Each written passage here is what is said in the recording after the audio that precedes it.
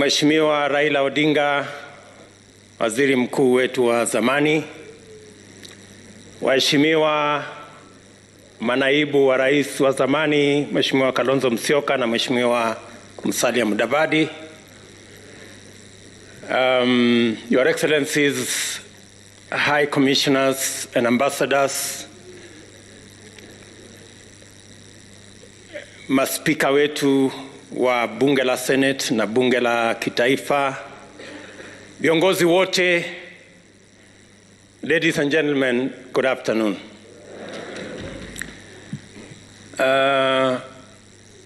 First, I want to say that I hope, Mheshimiwa Raila, you are not referring to me as a bourgeois.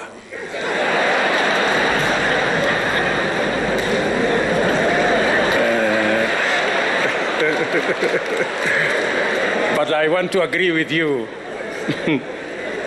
I want to agree with you that we have a mischievous media sometimes, not all the times. On a day as important as this, when you have a headline saying Raila Odinga says he's going to run in 2022, they are trying to reduce this occasion to a matter of 2022, but we have all agreed that it is not.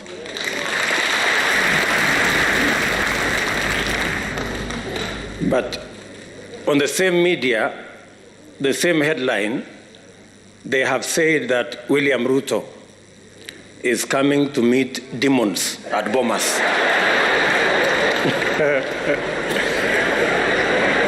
Now, I am asking myself whether there are any demons in Bomas. Or better still, maybe I can ask them, Olisikia wapi, that there are demons in Bomas. But having said that, Your Excellency, this is a very important moment in our history. Important because you have persuaded us that the making of a constitution is always work in progress, and that we must strive progressively to have a negotiated constitutional settlement, or to arrive at a place where we are all working together, building consensus. And I share fully with those sentiments. I know even as we are having this meeting and this launch of this report of the Building Bridges initiative, Your Excellency, you have persuaded us that this is a moment to look at our Constitution and to find progressive amendments to our Constitution. There are those who believe, yes, it's a constitutional moment, but to progressively implement the 2010 Constitution. Civil society and others think so. There are those who believe that maybe this is a moment to discuss the ravages of COVID and the reality of our economic status, especially the majority, 40% odd people of our country who live below the poverty line, and the 16 million or so young people who are unemployed. All this, Your Excellency, as you have said, and as the former Prime Minister has said here, this is a process where we can bring all our views together and listen to one another. And no idea is more superior or less superior to the other.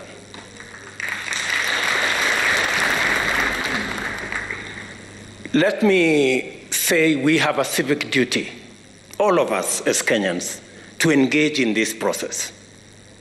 We do not have the luxury to say, I don't care. We do not have the luxury to walk away.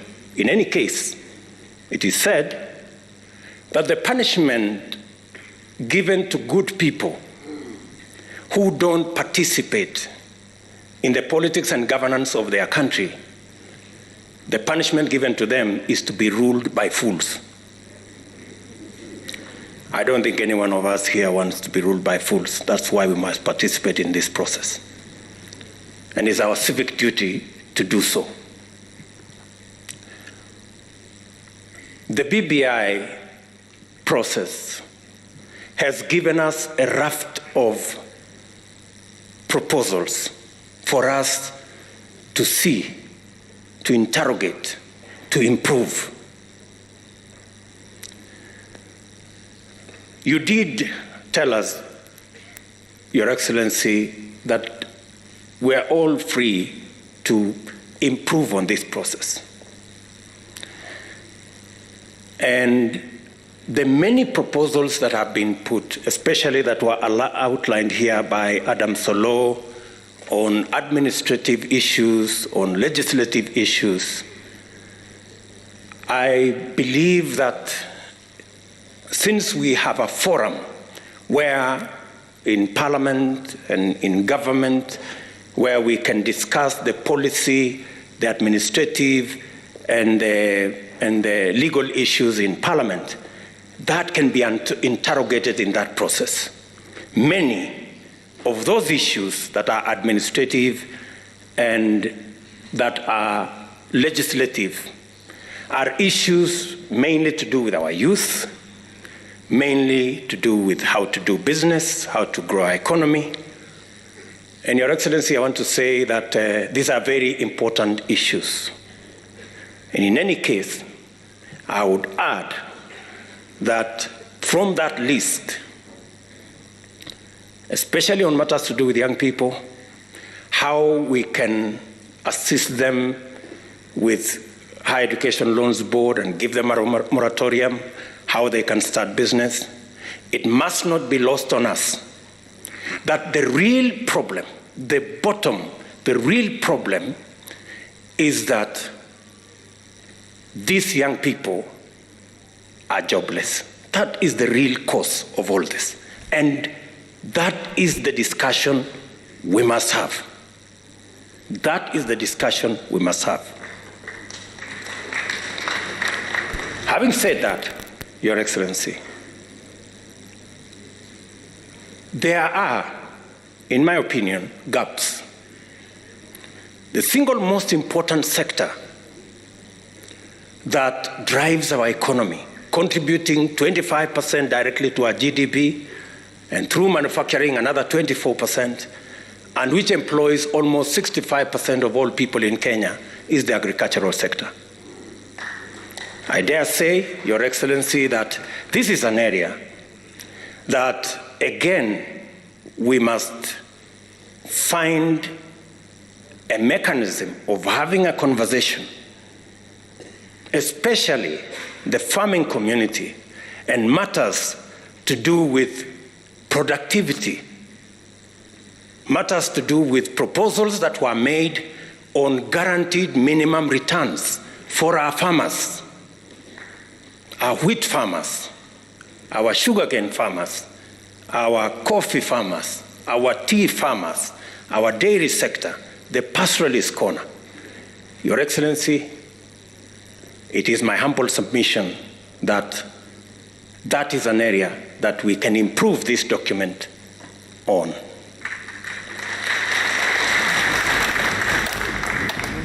I have heard many speakers say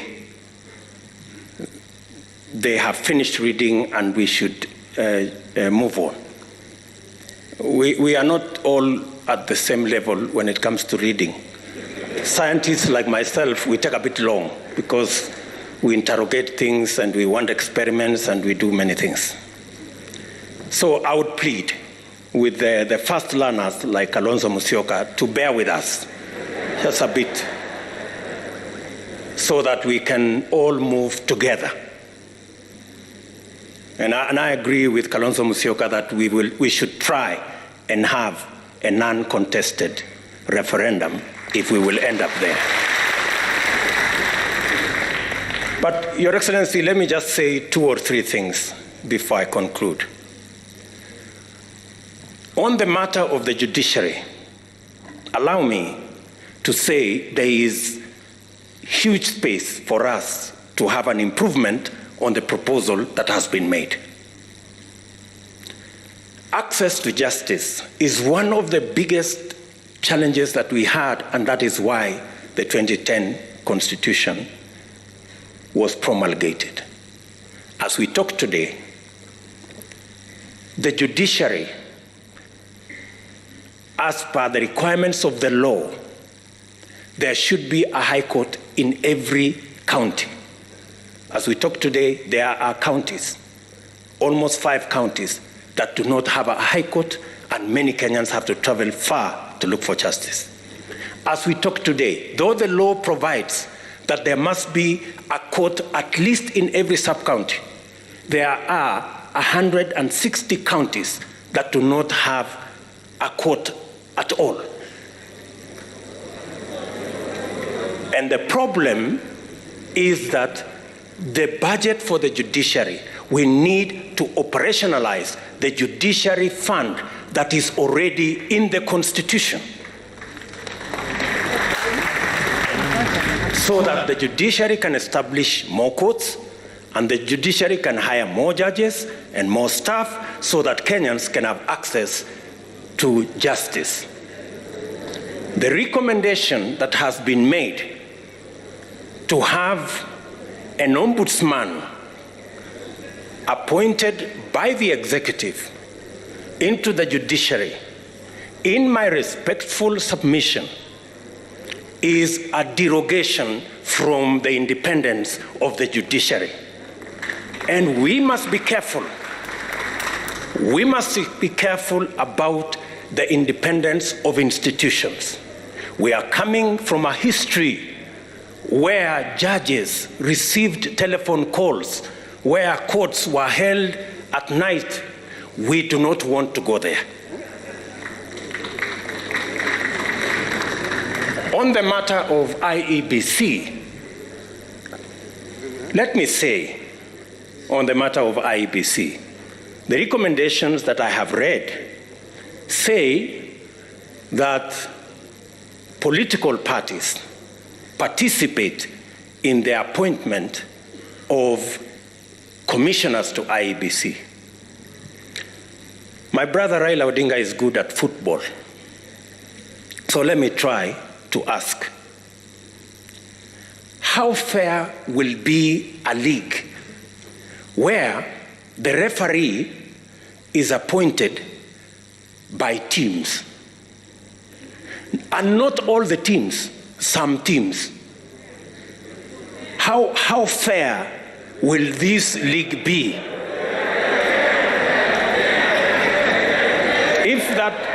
If you persuade me that you will end up with a fair game, fine. That's what I'm saying. So if you tell me it is okay for some players, for some teams, not all the teams participating, to appoint the referee, if that's what we are saying, I have my reservations. And I need to be persuaded, like many other Kenyans, that that is fair.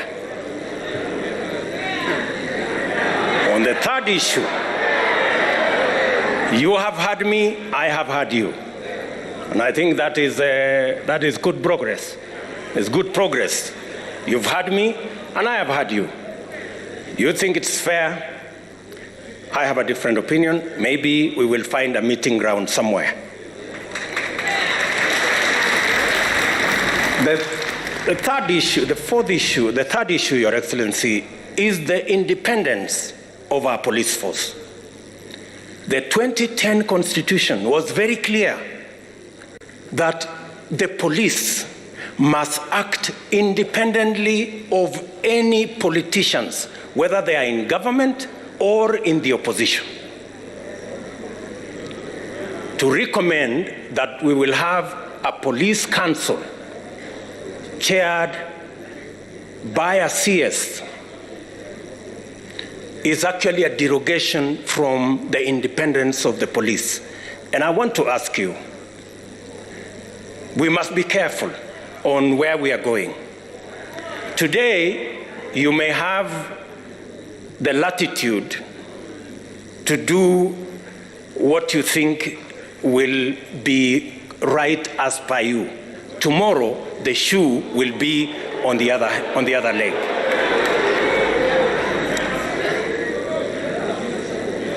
On matters to do with devolution, I agree that the increase to 35% is progressive, and that we must devolve more resources to counties. But accompanying the increase of resources to 35%, we must also ensure that the Senate has the necessary constitutional power to ensure that those resources are available and they are used properly. To recommend that the Senate cannot continue to have the constitutional mandate to discuss the division of revenue is actually a downgrade of the Senate. In my respectful submission, with additional resources and with some members of parliament now being members of the executive because of the appointment of some members of parliament as members of the executive, in fact, the recommendation should not be a downgrade of the Senate, it should be an upgrade of the Senate to the upper house. And in any case, so that I conclude, in any case, we are now saying women and the participation of women in our governance doesn't make us weaker, it makes us stronger. It doesn't make us lesser, it makes us greater.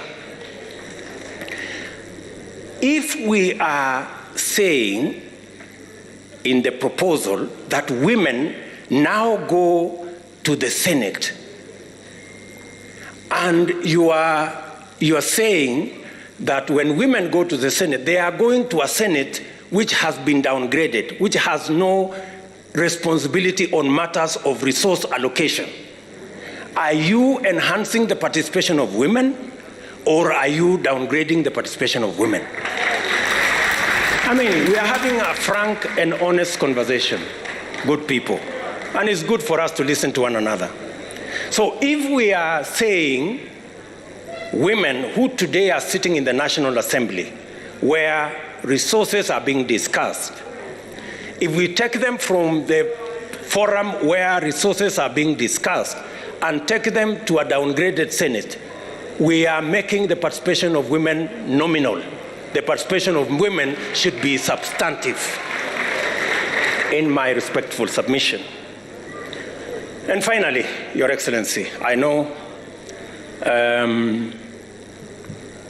my brother Bishop Oginde has said there are hustlers here and they should stop the hustling, and they are the reggae people and they should stop the reggae.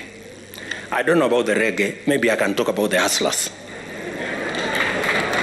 But let me say the following. The real elephant in this whole conversation is what was identified as the winner take all and the inclusivity question.